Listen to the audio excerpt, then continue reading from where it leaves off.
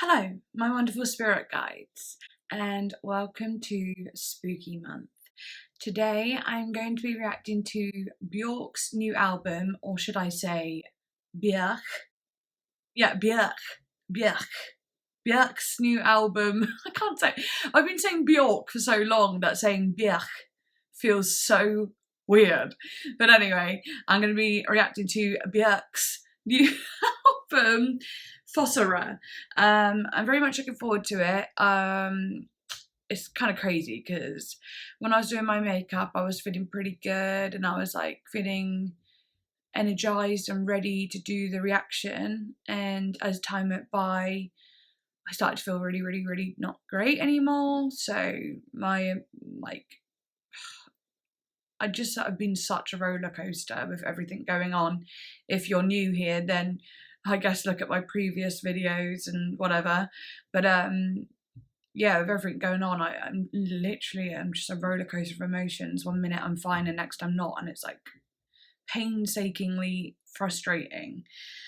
But I am still showing up and I am doing this because I've done all this makeup now. Imagine if I didn't do it, I would have done this for nothing.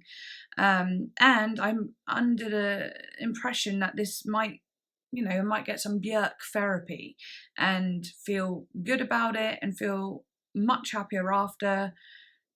Everything could change once I've listened to this. I might feel so much better, proud of myself, feel like I've had an achievement, and I've killed some time. So I'm not thinking about my withdrawal so much. So yeah, let's see how it goes. But if I do seem a little bit more just like, I don't know, I can't tell you what I'm going to be like, but if I do seem a bit weird, then you know why. But I imagine I'll probably snap right back into it as soon as I start listening. But yes, anyway, I guess I'll show you the makeup first, because I'm excited about it. Okay, so the sparkly bit underneath, like as in the eyes, underneath is just black eyeshadow. And on top, it's a new liquid eyeshadow I got, which is like a sparkly jet black liquid eyeshadow. But I always put like normal eyeshadow on underneath just because, it keeps it more opaque. Yeah, it was really fun. And then this lipstick's a new lipstick I got, which is like a vinyl lipstick. So it like stays on, but it looks glossy, even though I haven't got lip gloss on. So that's pretty cool. I definitely look kind of scary though. But I like that. And it is October, so I wanted to do something a little bit more spooky, I guess. Obviously it's not horrifying, but you get the point. And I wanted it to weirdly match the album cover with the blue and the white and, sort of things like that. I wanted it to slightly match, I guess. So yeah, that's the makeup. Also, if you'd like to go on Patreon, please do. You get all uncut content over there. So it's basically all unedited, because obviously on YouTube I have to cut it up quite a lot just to avoid copyright. You also, in the middle tier, get song requests and so on. I'm about to film a video tomorrow of doing everyone's song requests from the middle tier. I'm really looking forward to that. And yeah, there are 2 new tiers, but they're quite steep in price at the moment, just because if you want to do it, I want you to be serious about it, and the amount of work I put into it, it motivates me more to do it. It's just a fair price for me, and the effort I put into what I do and so on. So no worries if you don't want to join any of them right now. It's there if you want to though, like if you really would love to. I've already got a movie request so far, and I'm really looking forward to doing that. Because I've not done that yet. It'll be my first one. I'm so excited. But I also have a tip jar, so if you want to send a tip my way, that's very kind of you, very really thoughtful and kind of you, and I appreciate it. Follow me on Instagram, I should follow you back, that's completely free. And comment, like, subscribe, because I love reading your comments, and of course, again, completely free. But yeah, let's get into it. The first song is called Atopos.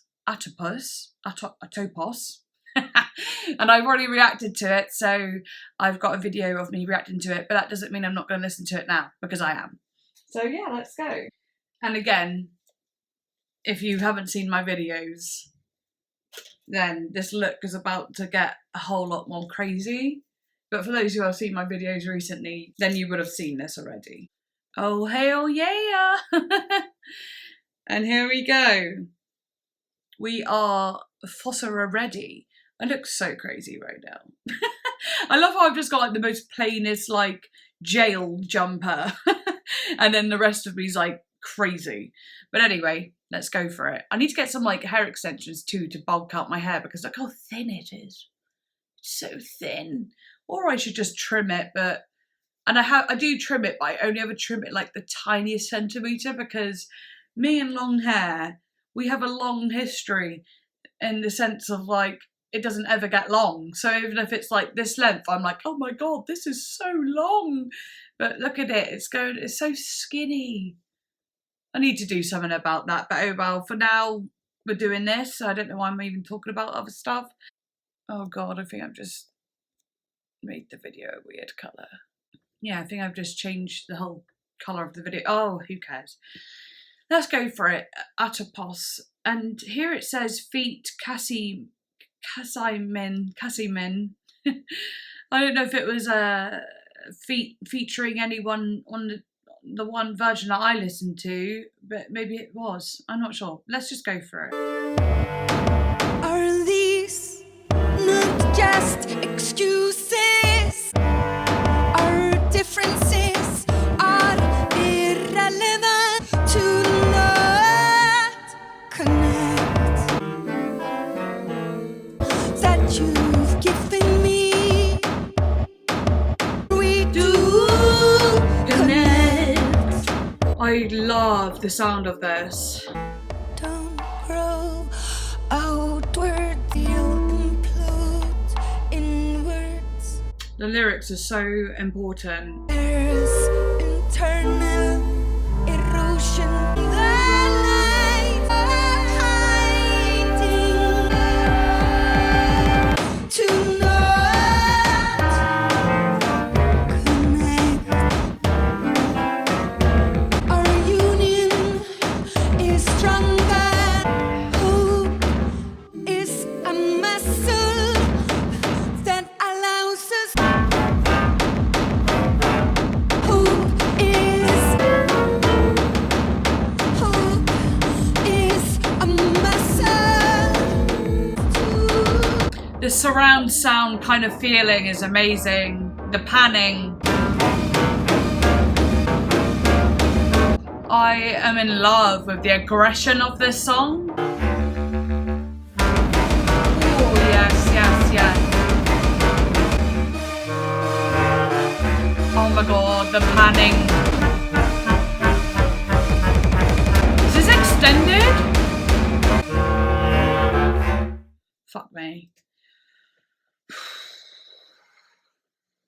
Oh, it's so good. If there is more sounds like that, I know that I'm going to be feeling very much better after this reaction. Because, like, I don't know, but, like, with what I've been going through, there's a lot of anger and sadness. And it goes in an order. It goes stressed, miserable, sad, to angry, bitter, cold, numb, dark, destructive thinking, not really seeing the point in living, and so on. And then when I feel that way, I know the next thing that needs to happen is tears, pure tears, and, you know, crying and like, why is this happening? You know, big moments like that. And that's what I've been going through every day. And then there'll be a little bit of, I feel okay, everything's going to be all right. But then it just does this cycle around and around and around.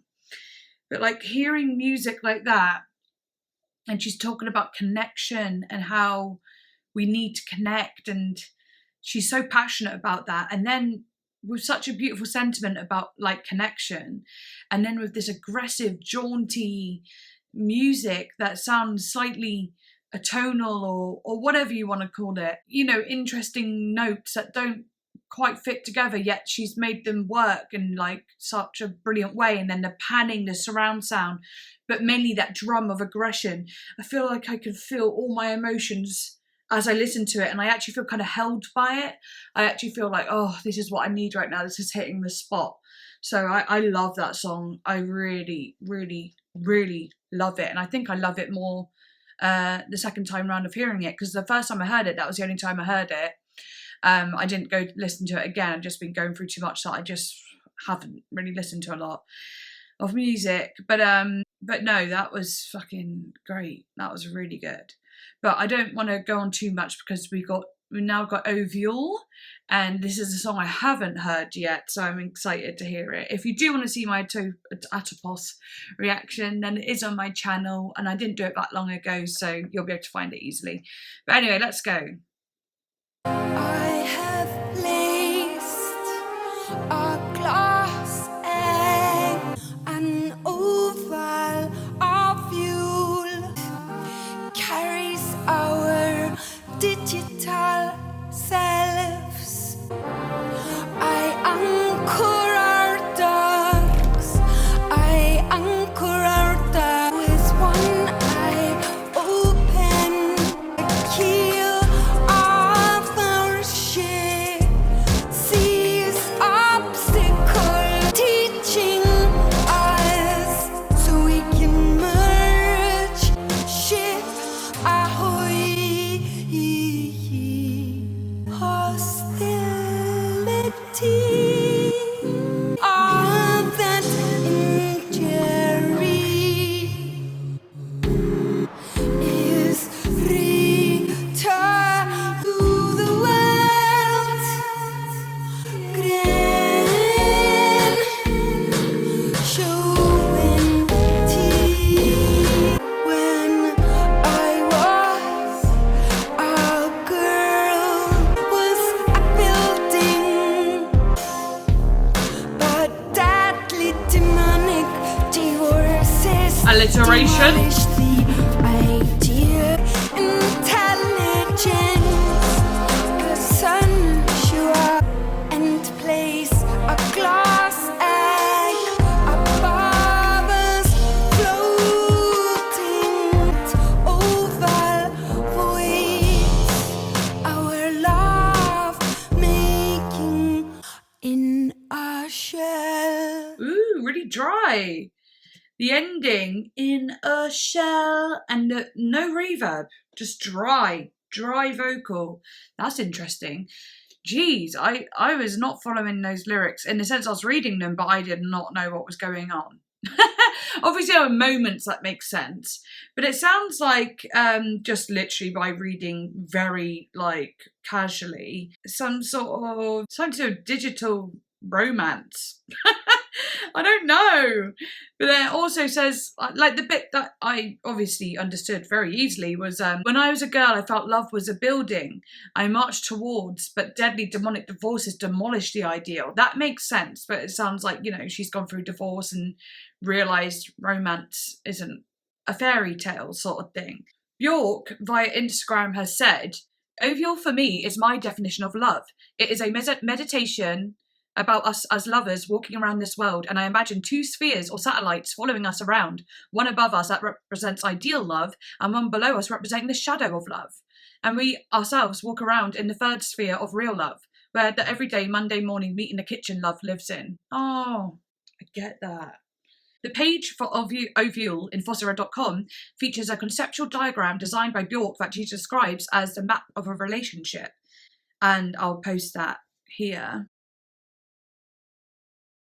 She said, at the top is the ideal, what you would want the relationship to be. In the middle is the reality, day to day, where it says real world. And below is the shadow. So the attempt to remain in a relationship and keep it balanced and harmonious is almost like a delicate alchemy of adjusting here, adjusting there. Agreed.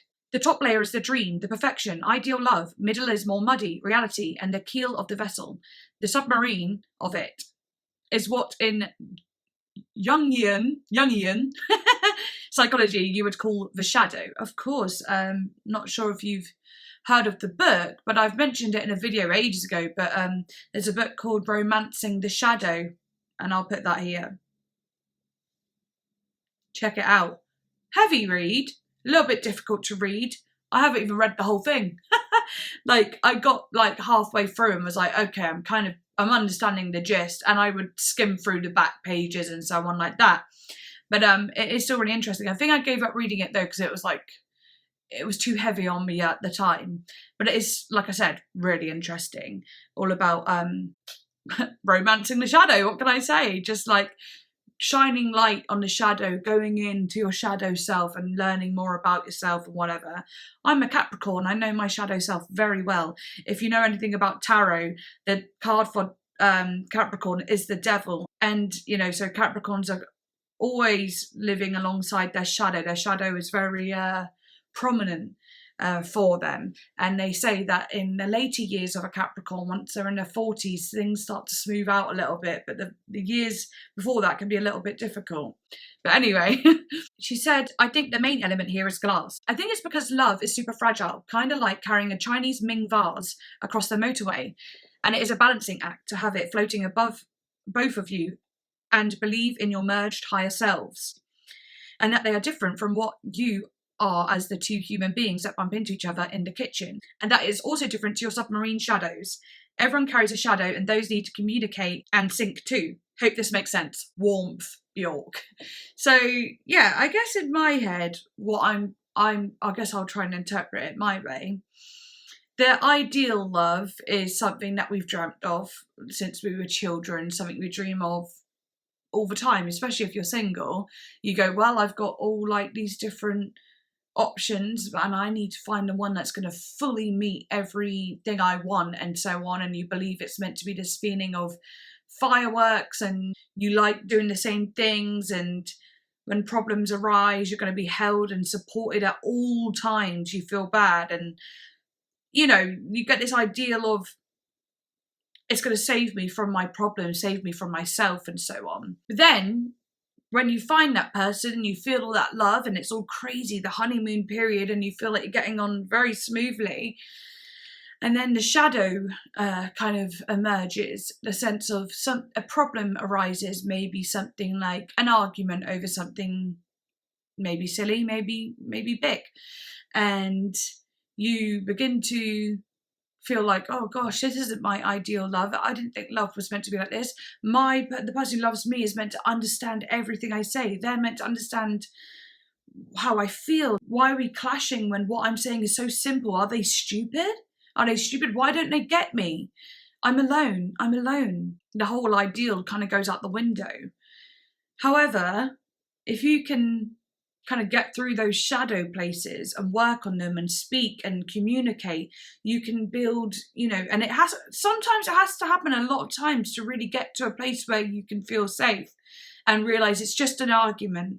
It doesn't mean the end of something. It's not that bad, you know. I think that middle ground, the reality only, this is my personal opinion, by the way, I'm not on about what BJORK's saying, but I'm just inspired me to say this. I think the middle ground can only happen once you've experienced both the ideal and the shadow. You had to experience both of them and feel them multiple amounts of times. With the shadow, you have to get through a lot of shit, like a lot. Do you know what I mean? And if you still stay together and you're able to have the ideal, which is beautiful, fun, like a romantic moment, a romantic meal, or a day where everything's just gone perfectly, there's that. And in the middle, it's just that, like, that's how you can live with each other. It's when you can, like, act the way you do at home on your own, but with your partner. You can be around someone and be just completely yourself.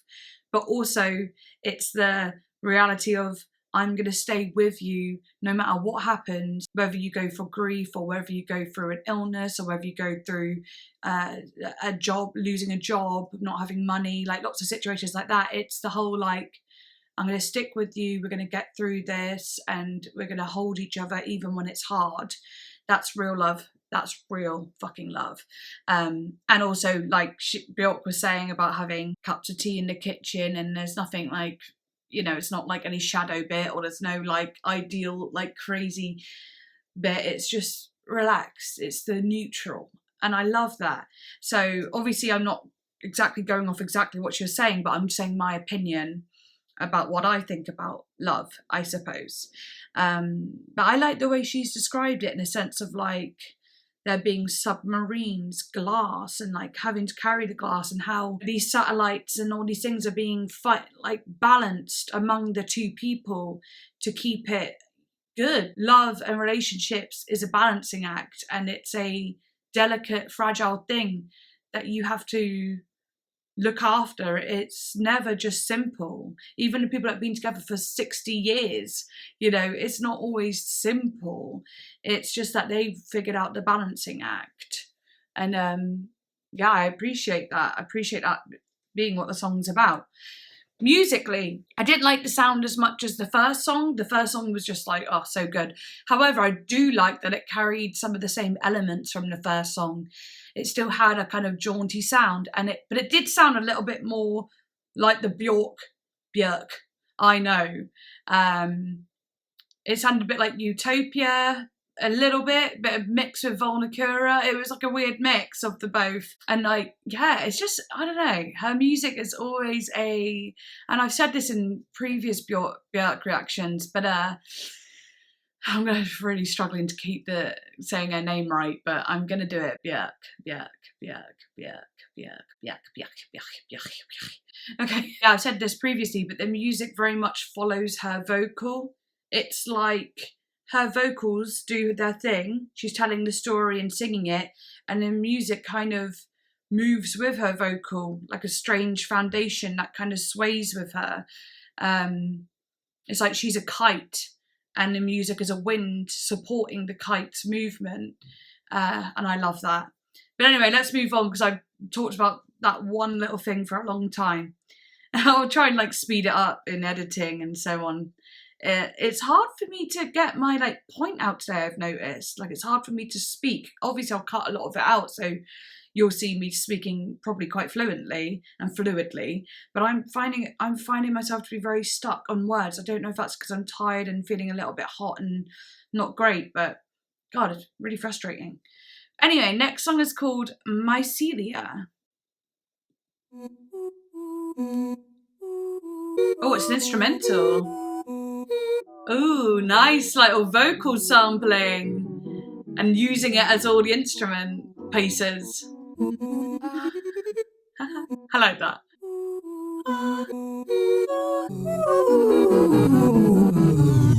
Ooh, I like that.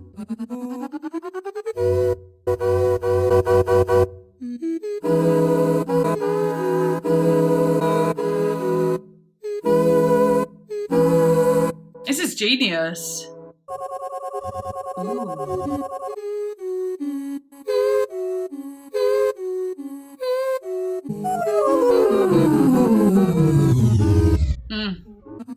I like these sorts of bits. Oh, it's like a phone or an alarm almost, you know? Or like the... It sounds like sound effects rather than like an actual song. And then there'll be a little moment where she'll do a melody and it sounds like a theme tune or something. Interesting. And also, I imagine putting that together was actually quite relatively difficult. I don't imagine it being like oh, I'll just whip this up. No, it's more of like a jigsaw sort of thing, and you have to like puzzle it together almost. So I really appreciate that. I appreciate the talent, actually. Mycelia, together with Trölla-Gabba, is one of the two instrumental tracks of Fossora. The word mycelia is a plural of mycelium, which is the formation of a network of extremely fungal filaments that grow very quickly and in all directions. The structure can form a web that can generate mushrooms when under the proper weather conditions. Well, that makes complete sense, doesn't it? Because it felt like the vocals were sprouting and they were going down, they were going up. But you can imagine a soil and all these mushrooms sprouting out and popping back down almost like that. If I heard it again, I'd probably very much visualise that. As suggested in a video posted on BJORK's official website, as well as on the album title track, Mycelia sounds like mushrooms growing and spreading across the soil. Well, yeah, that's exactly how I imagined it. After the fact, of course. When I was listening, for me, it was more of like an experience of black background. It often is black background for me. And the vocals, I don't like going into detail with this stuff because I find it too hard to describe. let's just call them like tubes. Tubes, do, do, do. So I imagine it more like tubes of sound poking in from different directions, and when you get like a chord-like harmony, the tubes are layered and so on like that. Whatever, I'm not going to go into it too much, but very good. Let's move on. Sorrowful Soil. Interesting. Sorrowful soil into sorrowful soil. I love that male harmony. If it is even a male harmony. It might be a pitched down harmony, but I like the sound of it.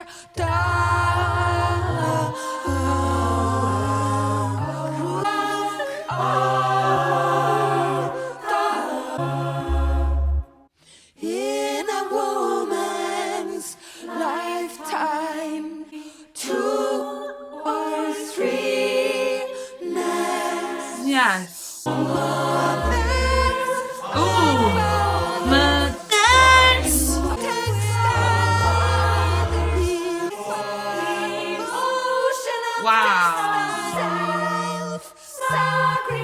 That gave me chills. That really gave me chills. I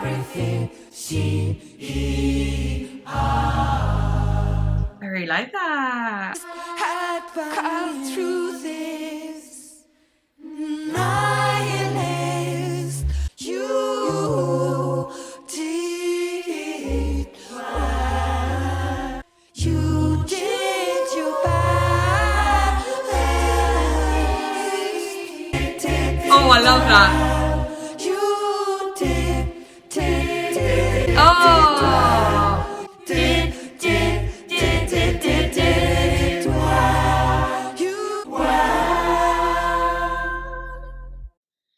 Oh, I love that one. I really love that. I like that one. That's probably my second favourite after Atopos. There was something really good about the vocal layering in that too. It was very much about mothers, right? And you saying you did well, and that's interesting to me. It feels kind of powerful. I loved all the sounds, and that did well, and like it not being the same each time. It did or whatever she did, but like it was changed up. I don't know. That's classic BJORK to me. Oh, never doing something predictable ever. It's always unpredictable. It's a flow. It's a flow of how she feels. It's not, you know what I mean? It's not like this verse chorus situation. It's just a flowing evolution of sound. BJORK has said, Sorrowful Soil was written before my mother died. It was around the time that my brother and I realised that this was the beginning of the last chapter of her life. The song is sad in tone, and it's typical of what people feel before an ailing parent passes away, the whole beginning of the last part of their life. That's sad. Someone wrote this after Mycelia was a really smart move, and I agree. I actually thought the exact same thing, but I didn't think to mention it. I just feel like it was not to be rude or anything, but I felt like it was obvious that it should have gone into that, if that makes sense, unless there was going to be more versions of songs like that on the album. God, I'm so tired, guys. My brain's like not actually functioning. I might need to make a coffee. Why does this happen? All right, I'm gonna move on because my thoughts and the things I'm saying, I'm really struggling. I just want to enjoy the music and see what happens. But I really enjoyed that one. Very much so. And very sad what the story is about. And yeah, next song is next song is Ancestress, and by reading what I've read here, seems like Ancestress might also be about her late mother. I'm not entirely sure yet, but I'll give it a go. Whoa. Oh, I like the sound of that. My skull a cathedral, and I was a girl. Lullabies with sincerity. I love that.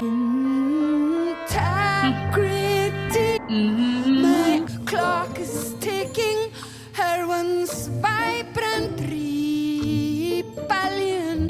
That's sad. I am her Hopekeeper. at all times.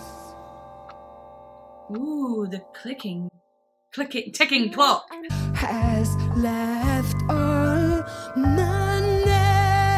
The doctors she despise. That's smart. That's smart with the because she did the same with integrity, and now she's doing it inside. She's used that because that's a unique thing to do anyway. No one really goes most people be like inside.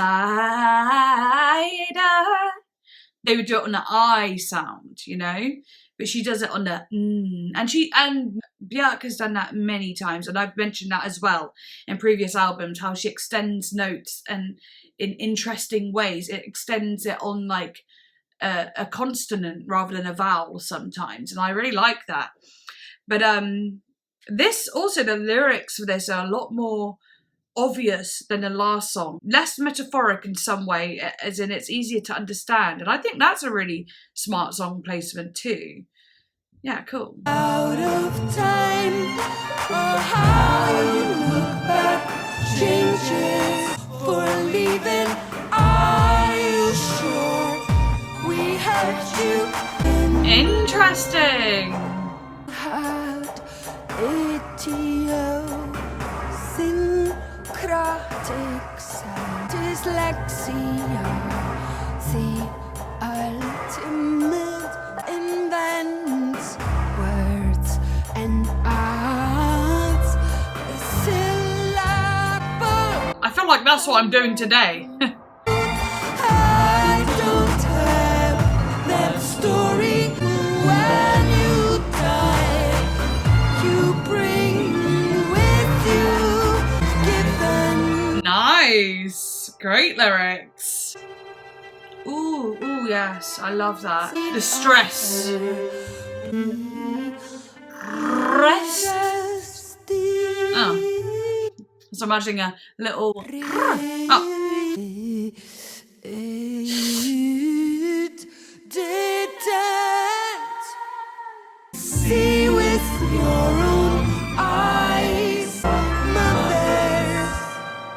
Ooh, ding dong. There's fear of there. Those bells. It's like the doorbell of death. He tried to escape, yet lose the odor of our separation for centuries.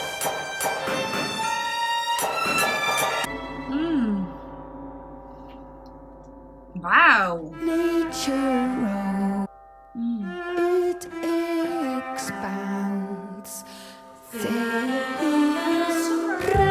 Realm, translucent skin, mad cold palm,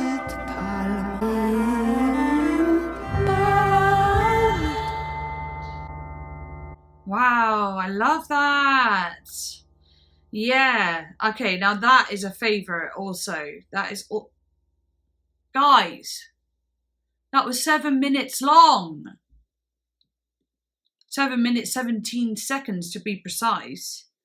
Did it feel like it? No. It felt like, I don't know. I wasn't really thinking about time, but geez, that's crazy. Why does that keeps happening to me recently? When I get really into a song, I'm like, I look at the time of it and I go, hang on, it did not feel that long. Wow, I love that one. That one also might be a favourite. What the hell? Right, I actually kind of want to go through the lyrics of this. If you don't find that interesting, I'll have chapters on the video so you can skip. But yeah, I kind of want to go through it a little bit. Also, I wanted to say, like, some of the ding-dong kind of sounds, it reminded me of, like, maybe I'm wrong here, but some sort of, like, Chinese pyramid with at the top they have, like, a big gong sort of thing. how do I explain it? Well, yeah, basically it just reminds me of like a stair pyramid. You're going to have to tell me what it's actually called because I'm definitely not doing this justice. But you know the ones with like all the steps? Or the what? Maybe it's just one. But I don't know. It has all these steps at the top. It has like a big gong. For some reason, I kept getting imagery of that. The sounds, the kind of bell sounds reminded me of that, of course. So yeah, interesting. Right, yeah. Anyway, but let's do lyrics. I might have to go get a coffee after this, but you're not going to know about it because I'll edit it. Also, the sun's gone down and it wasn't even a sunny day, so it's pretty dark now. Whatever. I love the like bit where she says, "When I was a girl, she sang for me in falsetto lullabies with sincerity." Honestly, that touched me because I remember singing to my daughter when she was a baby, and the way you sing to a baby is different. You sing, you're very like, da, da, da, da. And I used to make up songs and be like, "My gorgeous girl, you're so wonderful. Go to sleep, my beautiful, precious baby." It'd be all like these random words that don't even go together, but, you know, just affirmations. But you do sing with a type of voice. And when then she adds to that, where she says, with sincerity, and I thank her for her integrity. It was so honest. The love was real. The singing was a real love, a real care. And yeah, I just love that. I don't know. It's just like she could feel that when she was a child. My ancestress's clock is ticking. Her once vibrant rebellion is fading.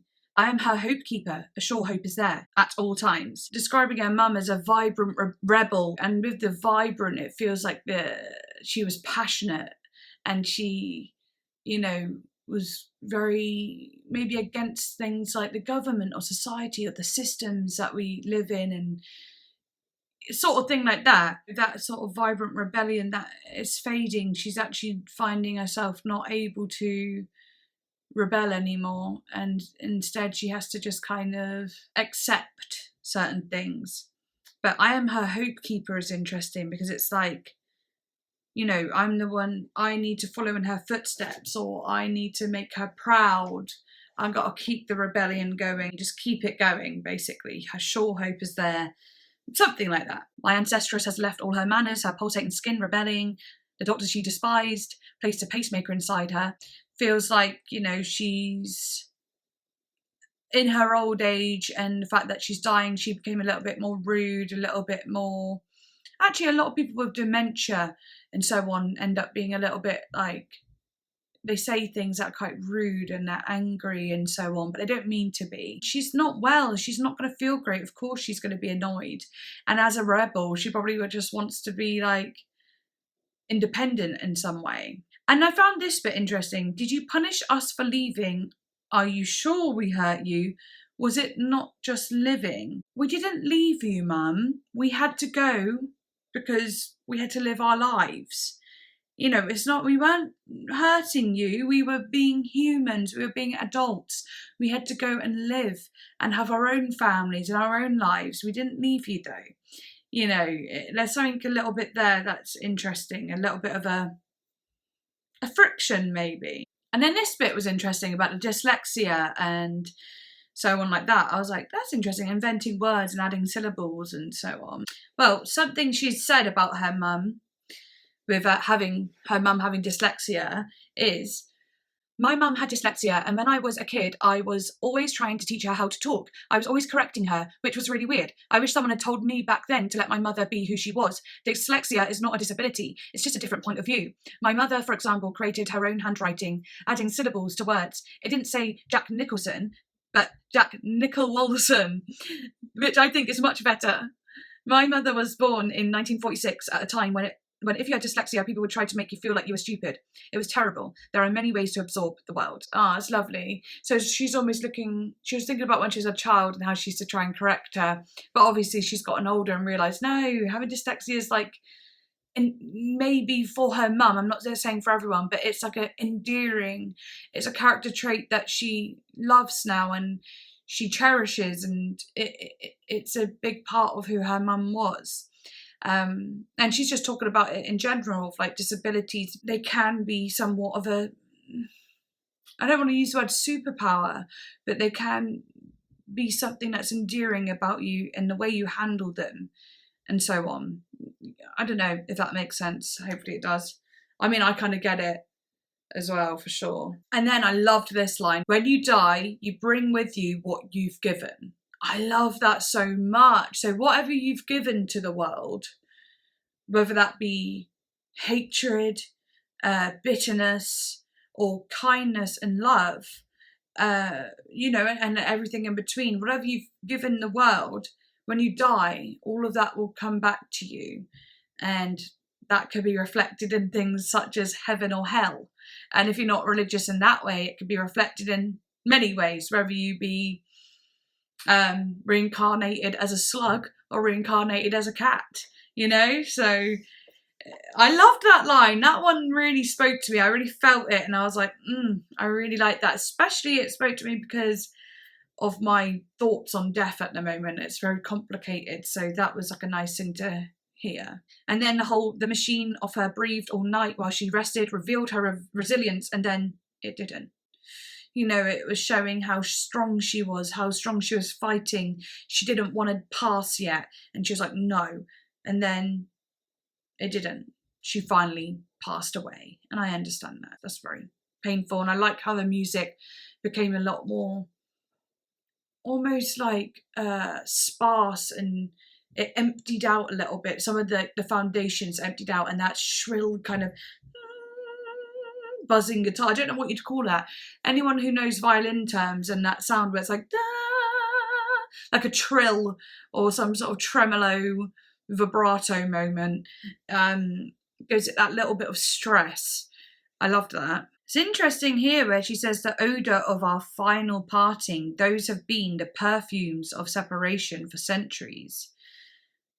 That is interesting, the odour of our final parting, the perfumes of separation.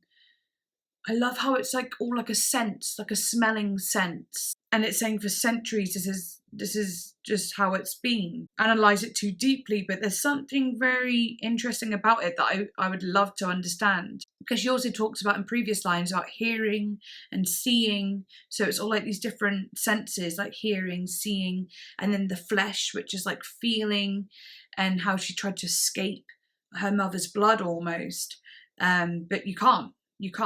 That's just interesting. And their translucent skin let go of a cold palm embalmed. It sounds like some sort of open casket funeral. And BJORK's maybe translucent pale skin letting go of her mother's cold embalmed palm. Something like that.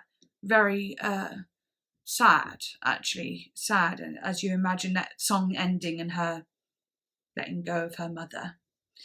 Very, very sad, but beautiful. And it's lovely that she got to live a very long life. So that's great. But yes, as I said, I'm just going to have a quick coffee. I am only on song 6 now, and I'm already an hour into the video. This always happens with BJORK. Why does BJORK do this to me? I just end up reading into stuff like so thoroughly, and like, I don't know, I get so into it. But I am gonna, have a coffee and be right back. I won't be long. I'm back, but I spilt coffee on myself. I was drinking it so fast, I was like downing it. And then I spilt it on myself because that's who I am. A big old slob. But yes, anyway. Hopefully that'll give me a bit of a caffeine hit so I can get through this a bit better. I don't know why this happens, it just does. And obviously going through withdrawal, it's annoying. But anyway, let's get back into it. Alrighty, next song is called, I don't know if I can say that, Faggot. It sounds a little bit wrong. Faggot Euphorium. You know the one. It's track 6. Let's go. Ben Shout's favourite number. Let's see if it hits. Ooh.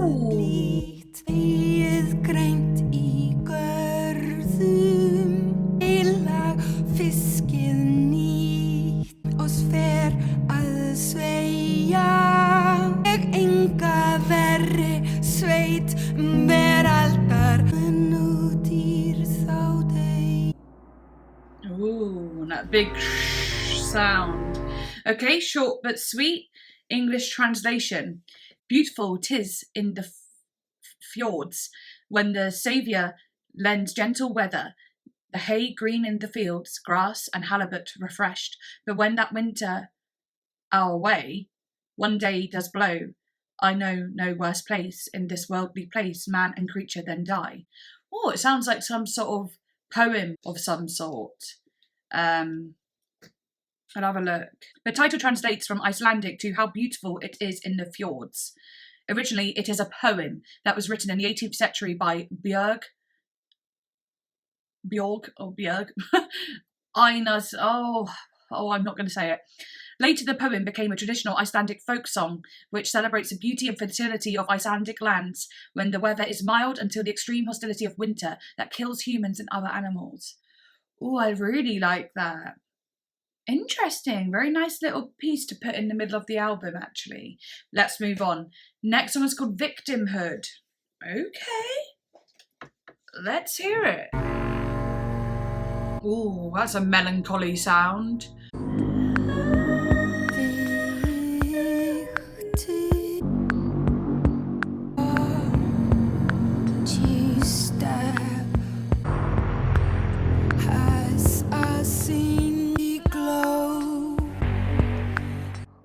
I've got so many shivers. I'm freezing.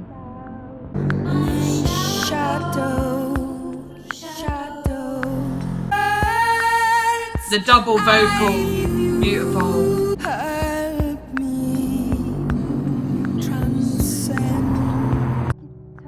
I love it. I love it.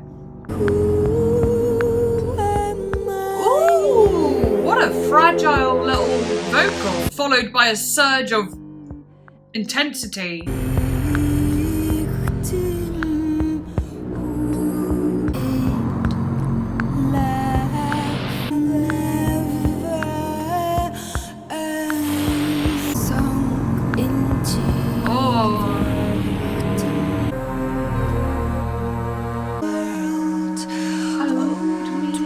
Oh, the telephone vocal. Now this suits October. It's pretty spooky, right? It is definitely freaky.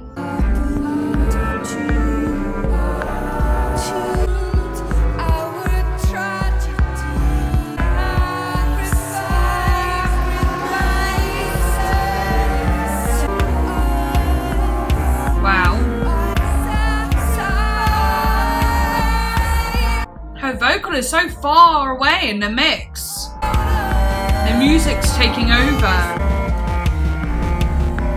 Wow.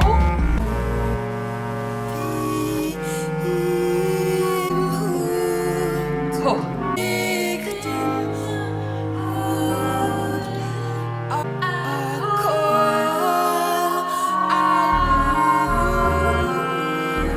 Doesn't even matter if I do like shitty harmonies because it's all so fucking jaunty.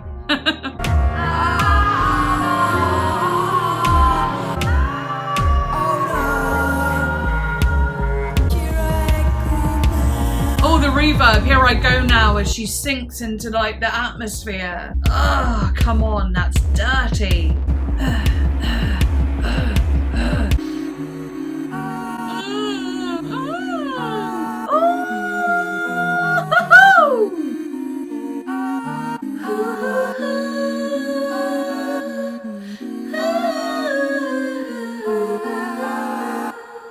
Oh, that was fun.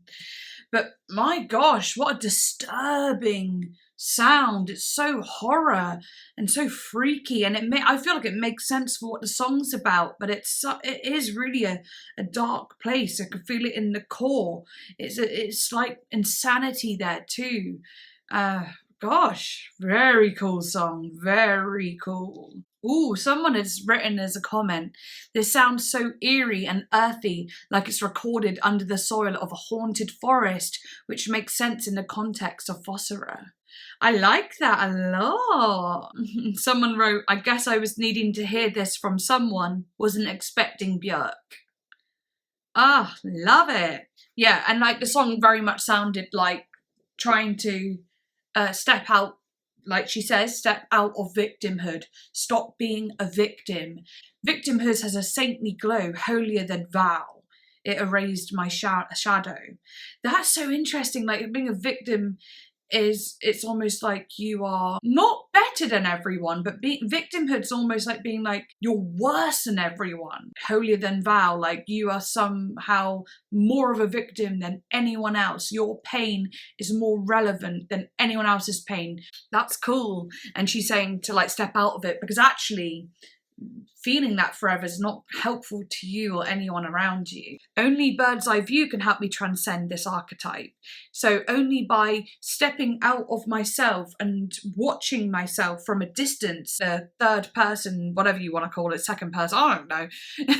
You need to actually look at what you're doing, and maybe seeing that in someone else, seeing someone else play the victim can help her see how she may look in that situation when she's playing the victim. Rejection, it left a void that is never satisfied, sunk into victimhood, felt the world owed me love. Exactly, like this kind of, I've had no love, I've got all this pain, and and everyone deserves to be loved, and everyone deserves people who will love them. But obviously feeling like you're owed it is victimhood, of course, and it's really, really hard. It's not easy just to be like, no one owes me anything and so on, because when you are that little child inside you is crying out for love and you've not really experienced it from a parent or whatever you want, it's you need it, but at the same time you're not owed it. You're going to have to find love within yourself. You're going to have to turn that inward and give it to yourself. You can't expect the outside to give it to you. You can only change the inside. But I hear it, and I guess I needed to hear this too, because oh god, I am such a little victim recently with everything I've been going through, with all that I've been going through. Do you know what I mean? But it's okay to say that you're going for a hard time and that you need help and you're struggling. I mean, it's not like that. But I understand this. It's like when you be such a victim that you're not going to come out of it, and you want everyone to help you. And when they don't help you, you're like, why can no one help me? Why am I, does this happen to me? It's so easy to slip into that, and it's understandable. I can't fault anyone for it. I don't fault myself for it. Be kind to yourself, of course.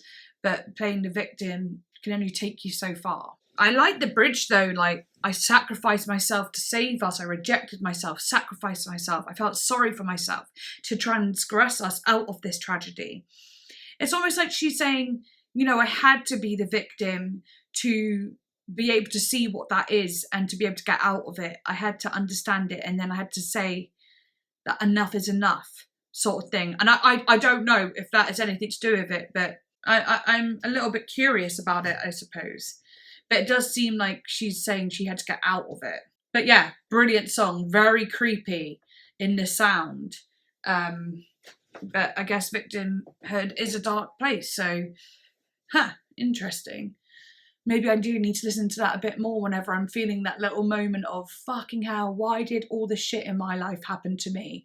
I think my problem is, sorry to get quite dark here, but I have a very visceral creative mind, so I like to create reasons for things. So whenever I feel like something bad happens to me, and I can imagine this is what a lot of people with BPD, PTSD and so on feel like, but whenever something bad happens to me in my life, I feel like someone's playing a joke on me, like someone's doing it on purpose, like the world is trying to hurt me. Basically, it makes me feel like I'm not supposed to be here. It makes me feel like I'm damaged goods and I should have been discarded and thrown in the waste, basically.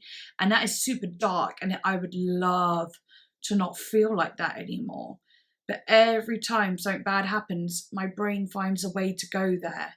And I need to address that. I need to really address it in therapy, and I need to get therapy again. I think I finished my therapy last year, but I want it again.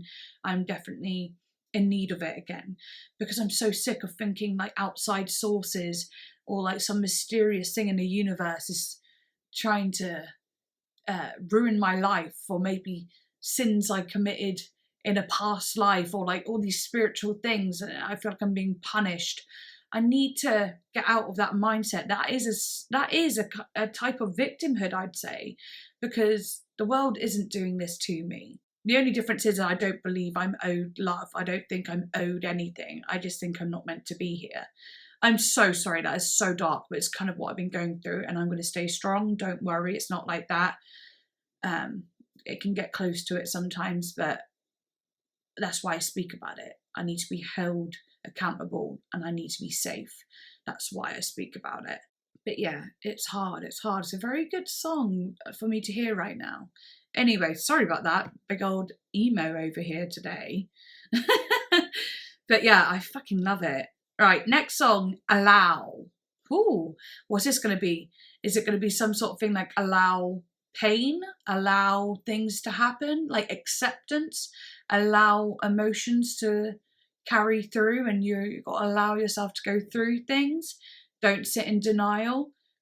Maybe it's nothing to do with that, but that would be interesting if it is about that. I'm going to hear it and see what happens. That is a utopia sound to me. The juxtaposition from like that darker sound of victimhood to this more, can I say, happy sound of allow? That's interesting. Really good song placement again.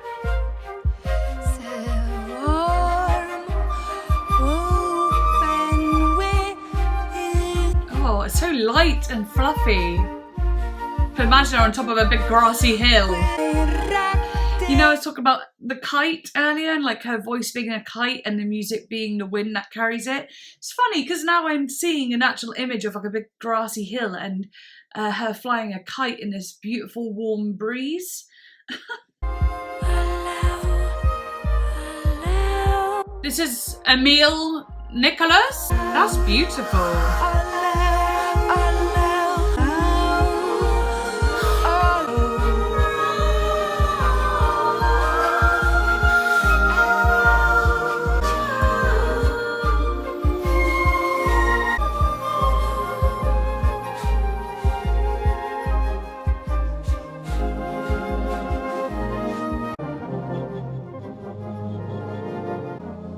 Imagine the mushrooms again, all growing. I will braid those twigs, create a cathedral. How I long to meet impossible magic. That backing vocal.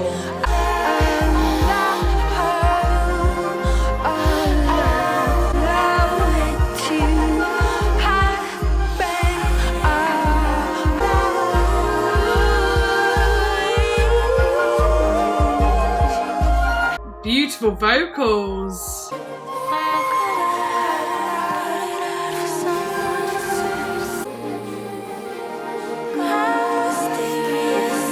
Wow, there's so many ethereal layers. Emile has a Emily, sorry, not Emile. I can't even read.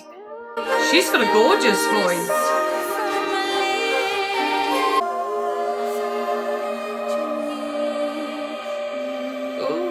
Sounds a bit like Aurora.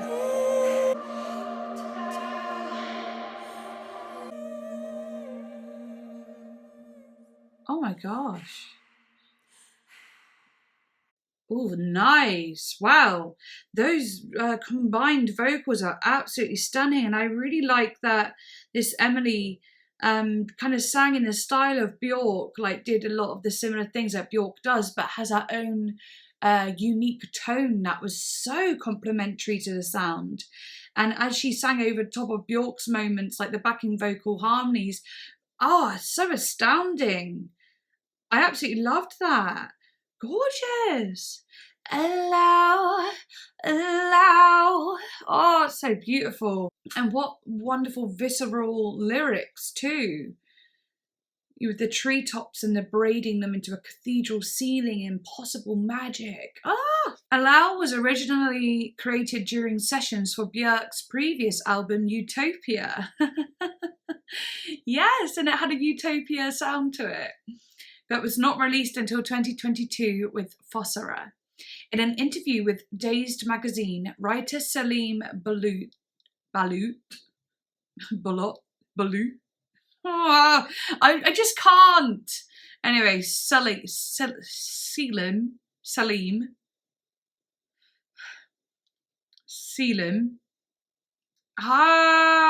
SB. I'm going to call him SB. I don't even know if it's a guy. It might be a girl. It might not even be a guy or a girl. For God's sake. Right, I'm just going to call them SB. Described it as one of the most straightforward melodic songs she was considering for Utopia. Okay. Illustrating the way her relationship with Arca, Utopia's co-producer, has developed over time, BJORK added. Okay, I feel like I read that so poorly, I'm sorry. So BJORK added to that, saying, "We had a lot of holidays together. A group of us got Airbnbs in the Caribbean. Ooh. We'd walk in the jungles recording birds. Yes. The lyrics are very much like that, just us swimming in the ocean for days. On day 9, that song just happened." Ooh, that sounds very lovely. Holiday with the girls.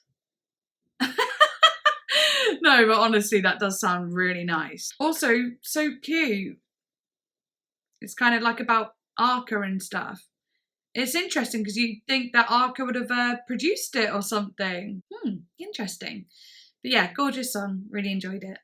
Next song is called Fungal City. Okay, let's go.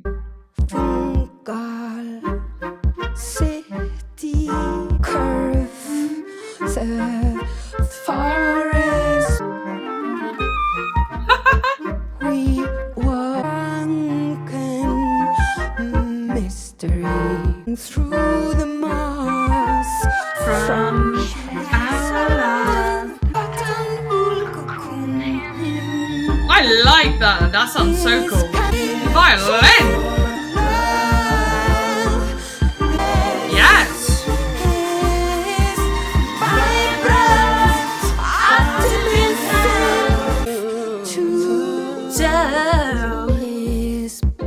Ooh, that's like an R&B vocal. I think that was Serpent with Feet. I like that plucking sound.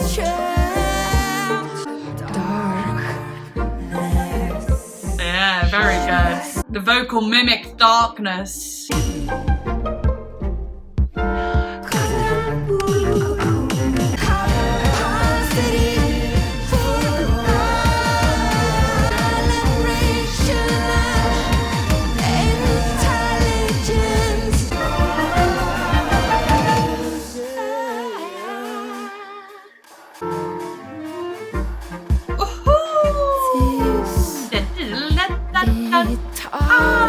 Shifts to east-west.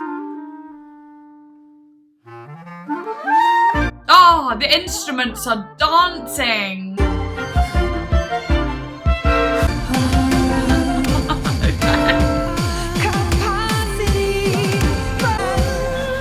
What was it that people do?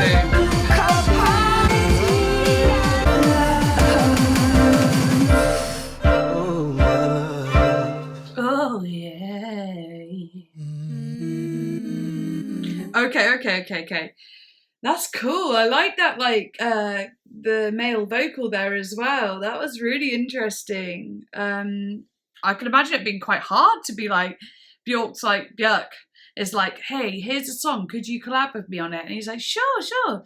Then he listens and he's like, "Okay, this is gonna be. I'm gonna have to really analyze this song before adding harmonies because it's so, like I said, with BJORK, it's always so unpredictable that he would have to fit in some interesting harmonies and make it work because that is hard. That actually is.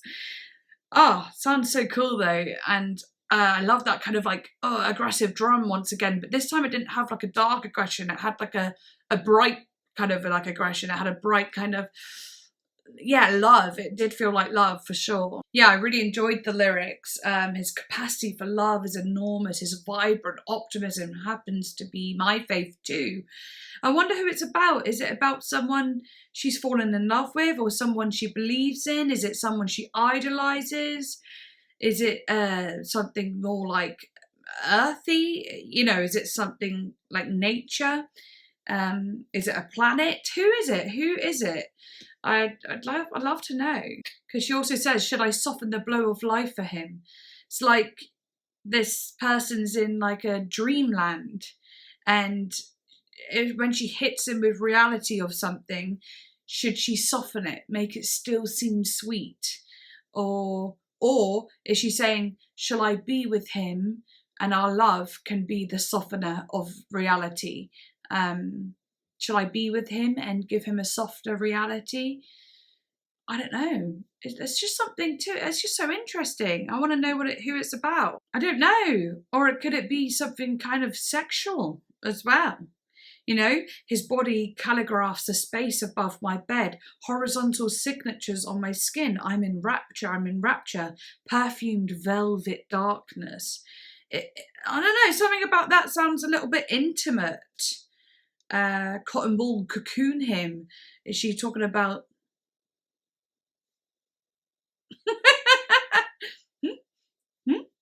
you know? But yeah, I really like the sound of it though.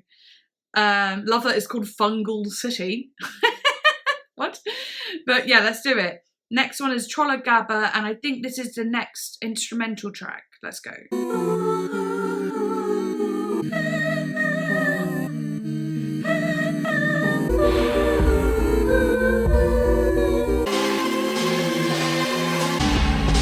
Scary.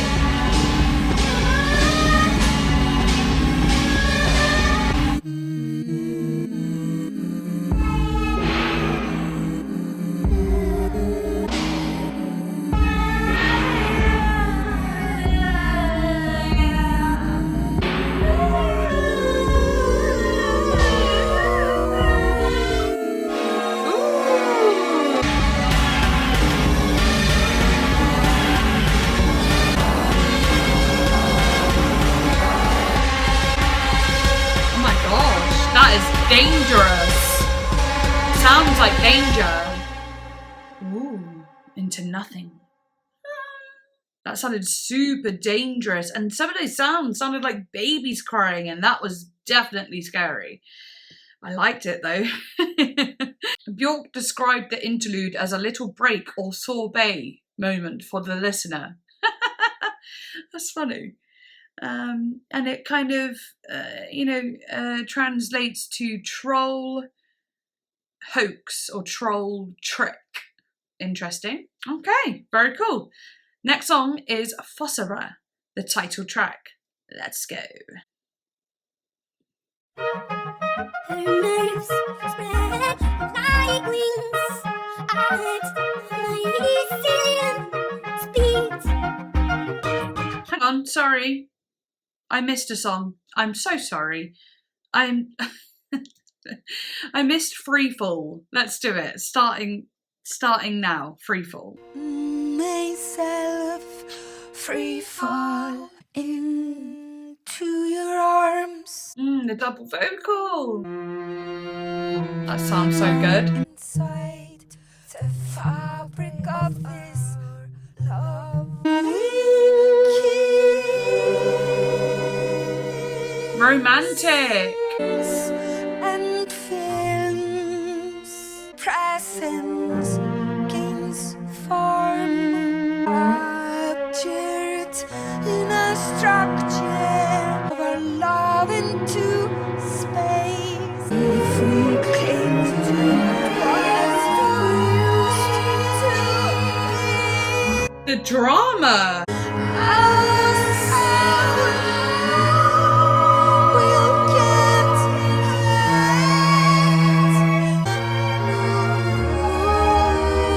So theatrical.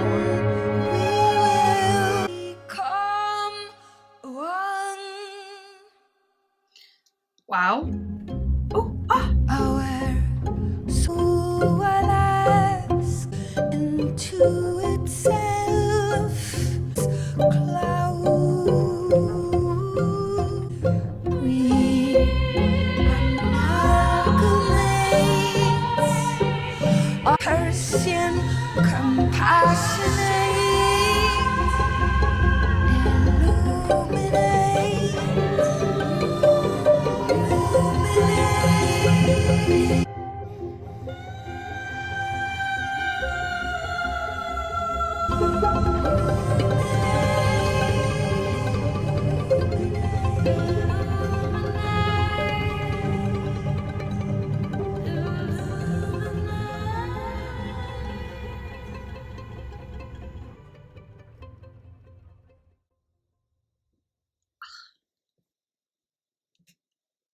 That's my favourite.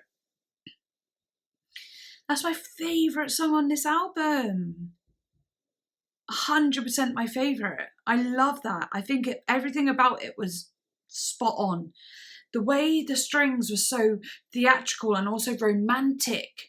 And it's like a movie, like a big romantic, like epic part of a movie, but with her vocals doing what they do, it didn't feel like, oh, the whole song is just a romantic song. It felt like there was moments, bursts of sounds that are familiar, like a sort of familiarness in theatre or familiarness in, like I said, a romantic movie.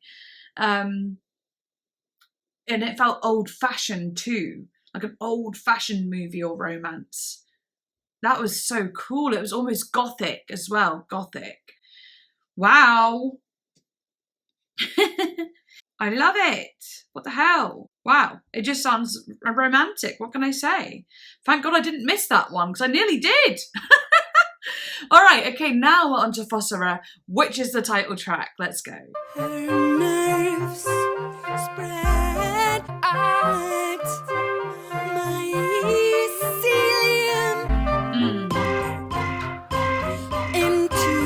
Also, I noticed I have not really mentioned the drums a lot. Like, I of course mentioned the drums at the very start, but throughout the album I haven't really mentioned them. And of course, I like, what I would want to say about them is it's interesting. It feels like the drums are on this little drum kind of machine pad thing, and a lot of it is just pressing them when you want to, you know, and just going, yeah, this sounds cool. Boom, boom, boom, boom, boom, boom.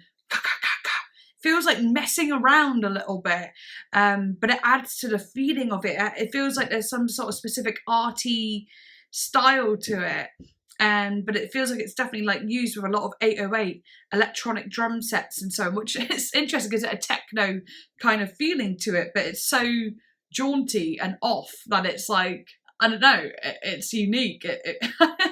It's almost funny, but I love it. And there's moments where a beat will represent some sort of heart, like pulsating, or it'll represent something at times, but sometimes it'll just come in like something so random. I think it's really cool though. There's spores.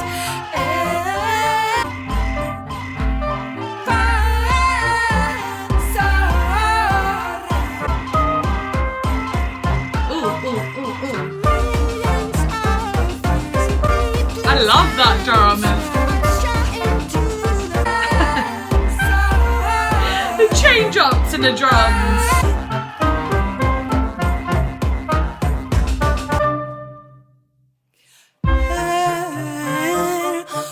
Digs downwards, dissolves old paint, decomposing.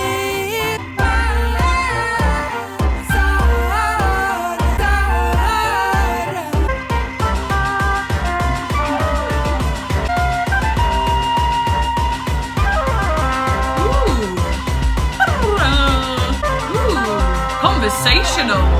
Feels like they're talking. The instruments.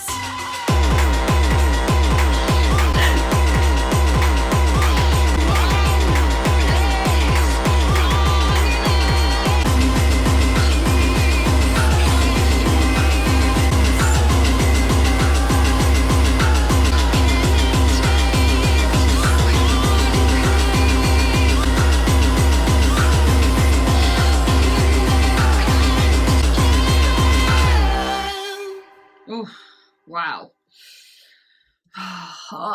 Honestly, I found that like that drum at the end to actually be very cradling. I know it sounds mad, but it felt like, again, that kind of like the aggression is so dominant. I felt wrapped up inside it, just like I felt like I was being cradled in this really weirdly passionate way that was just dominant love. Something about it is just just felt safe inside it. That was great. Fuck me. Woo! Interesting. I love that. That was so cool. And like her little vocal over here, which I call the telephone vocal, when it's got that high EQ kind of amplified, like guitar amplifier sound. That's so cool. And then you got the little like other vocals over here that are a bit more clean. So good. So the song lyrically and sonically summarises the idea and feeling of putting down roots that BJORK wanted to present with the album, as she herself described in Fossora.com. I described the sound to the musicians as my mushroom album, tree roots and mycelium spreading deep into the soil. The title is a feminine adaptation that BJORK got from the Latin word fossor and means she who digs into the ground. That's cool. Yeah, I love it. It was so like, powerful, and I definitely got that Atopos sensation when listening to it. Very cool. All right, now it is the last song, and sorry that I have gone back and forth with saying BJORK, BJORK, BJORK, BJORK. I don't know how I can get it so wrong continuously. God, so irritating, but yeah. This is the last song on BJORK's album, on BJORK's album. Let's go. And it's called Her Mother's House. And it features Isadora. I'm not going to say the rest of the name because it looks too hard, apart from the last word, which is Barney. But yeah, let's go. Space in your show.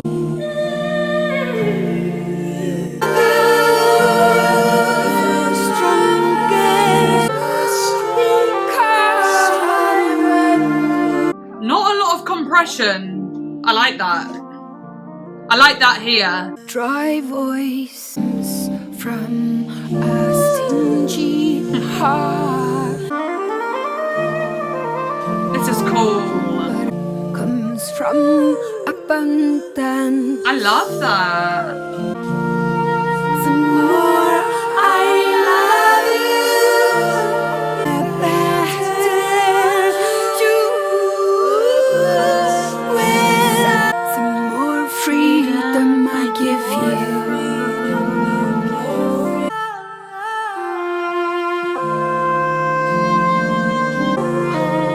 The vocals are just too good. A room for each child.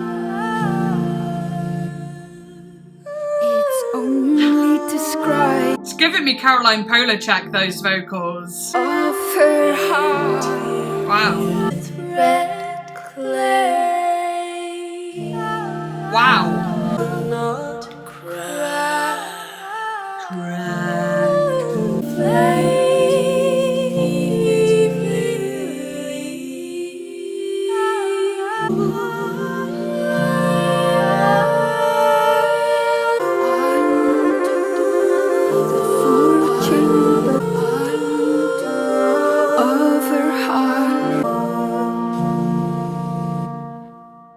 Oh my gosh, that's a beautiful end song. I have to tell you, the song placements for this album have been phenomenal. Really, really good track listing. Really good. And like, I sometimes will say, oh, I like the track listing. That's really good. I think that's really smart. But this is, it needs an extra bit of praise because it's really done well, I feel. Wow. Okay. That was just a vocal display of beauty. That it was actually outrageous how stunning that was vocally, and the song itself really gorgeous. I'll actually say what BJORK has said. I'm trying to make fun of how clumsy and clingy you can be. When your kids are leaving, you gather up your courage to do a really graceful goodbye. And of course, for 5 years, you are still saying goodbye. And they are still coming back because you have to help them through things. So asking my daughter to do this song with me. Of course, her daughter's called Isadora. Oh my, am I stupid? Yes. Anyway, whatever. That's Isadora singing with her. Wow. That is one hell of a voice she's got. Whew. I bet her mama, BJORK, is so fucking proud. But anyway, so asking my daughter to do this song with me was really trying to make fun of myself, saying, I'm just doing my best, forgive me. You're trying not to be overprotective and then you find you're underprotective in other areas. You can't win. Oh, that's so cute. I love that. I love that. Oh, gosh, well, they sounded absolutely glorious together. Their voices blended like mother and daughter. You know, the genetics are strong, giving it that vocal heaven, vocal utopia. Incredible. Fuck me. Wow, I really like that album. And if I'm going to be honest, it might be one of my favourites out of the ones I've heard. That's really hard though. And like, shockingly, to everyone's surprise, Utopia is actually my favourite that I've heard so far. And I do want to listen to more, I really do. But yeah, wow, that was so good. And it was really nice to get back into BJORK with something new as well. That was fun. But yeah, I hope you enjoyed this video. Let me know what your favourite songs were and what you thought when you first heard it. Did you really enjoy it, or did you think, I'm not sure yet? Let me know. And yeah, like, comment, subscribe, all those lovely things. And yeah, I shall see you next time. Bye.